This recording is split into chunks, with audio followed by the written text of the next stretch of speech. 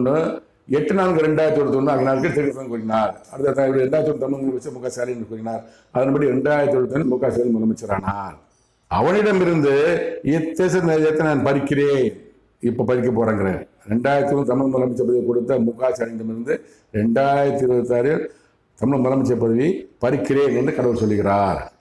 என் சித்தம் என் திட்டம், கடவுள் சித்தம்.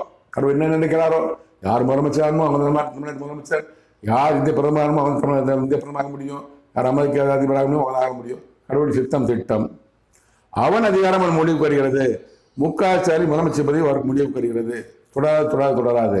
அந்த கருத்து கணிப்பில் தமிழக முதலமைச்சர் 2026 தமிழக முதலமைச்சர் மு க ஸ்டாலின் அல்ல கடவுள் கூறிவிட்டார். குறித்துக் கொள்ளுங்கள். நிச்சயமாக தமிழக முதலமைச்சர் மு க ஸ்டாலின் இல்லை. அத்தியார் இத்தேசத்தின் அதிகாரம் ஒருவனுக்கு கொடுக்க நான் ஆயத்தமா இருக்கிறேன். தமிழகத்தின் முதலமைச்சர் பதவியை ஒருவனுக்கு கொடுக்க ஆயத்தமா இருக்கிறேன்.